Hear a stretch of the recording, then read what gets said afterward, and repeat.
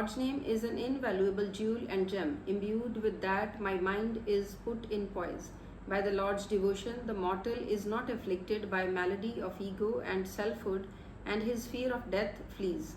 Death's courier, the enemy of life, does not touch me as the God's immaculate name sparkles within my heart. By contemplation of the Word, one comes to belong to the formless Lord. As is awakened the Guru's teaching, one's evil intellect is cast off. By remaining wakeful night and day and having love for the Lord, he is emancipated while in life and finds his state from within him. I live detached in the secluded body cave. The 5 robbers I have slain with the Lord's name. My mind does not go to a lean house, nor does it wabble now. I now remain continually absorbed in God. By the Guru's grace, I remain wakeful, immaculate, ever detached and weaved into divine essence. The world is asleep, it dies and continues coming and going. Without the Guru's guidance, one has no realization. Day and night, the divine music resounds within him who, by Guru's grace, knows the wondrous state of the deathless Lord. When one knows by holy word, then he realizes the one detached Lord pervading. My mind is easily absorbed in deep trance, and forsaking egoism and greed, I have realized but one God. When the disciple puts faith in the Guru's teaching, then Nanak says, eradicating his duality, he merges in the Lord. Ramkali, first Guru, thou calculates auspicious day for marriage, but reflects not on that one Lord, who is above and beyond these days. He alone who meets the Guru knows the way. When man obtains the Guru's guidance, then he realizes the Lord's command. O Pandit, speak not falsehood, tell the truth. When through the word ego is stilled, then one finds the Lord's mansion.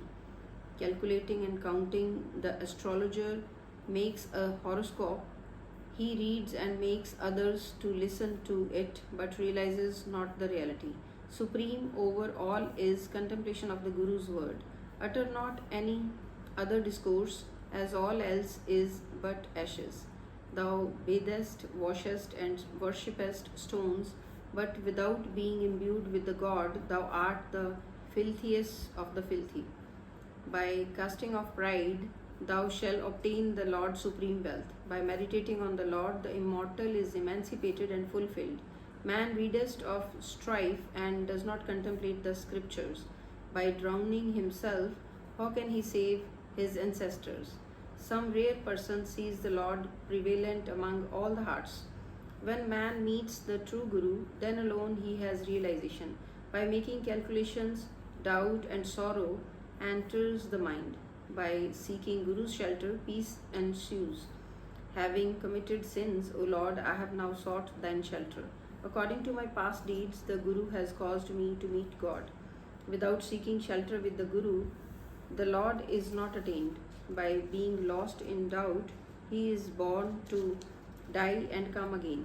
If man dies in sins, he is bound at the death's courier's door. His heart is devoid of the name, and his conduct is not according to the Guru's word. Some call themselves priest, scholar, Brahmins. They are imbued in duality and do not reach the divine mansion.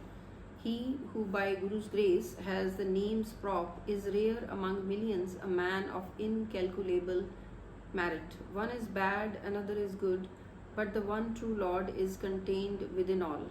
Realize this, thou seeker of enlightenment, by support of the Guru. Rare is the one who by Guru's grace realizes the unique Lord. His coming and going is annulled and he merges in the Lord. They in whose mind is the one unique Lord possess all the virtues and meditate on the true one. He who does deeds according to Guru's will, Nanak says, he is absorbed in the truest of the true. Ramkali, first Guru, by practicing stubborn self-torture, the body wears off. Through fasting and penance, the mind is not softened. Nothing else becomes equal to the Lord's name. O my mind, serve the Guru and keep company of the Lord's slave. By quaffing the Lord's elixir, thy tyrant, death's courier, cannot touch thee, nor can she, serpent of mammon, sting thee. The world reads about strife and is softened by music. Being engrossed in sin and in grip of three qualities, man is born and dies. Without the Lord's name, man suffers pain. The yogi mounts the breath into the 10th gate and makes merry there. He practices inner washing and 6 ritual rites. Without the Lord's name, in vain is the breath he draws. Within him is the fire of 5 evil passion.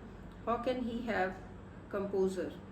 Within him is the thief. How can he obtain the Lord's relish?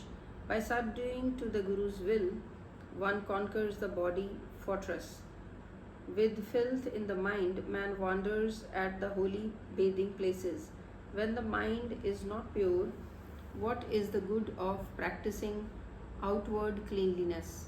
When such are mortals' past actions, then whom should he blame but himself? By not taking food is torturing the body. Without enlightenment given by the Guru, content comes not. The egocentric are born again and again, take birth and die. By guidance of the Guru, should one join the company of the Lord's slave,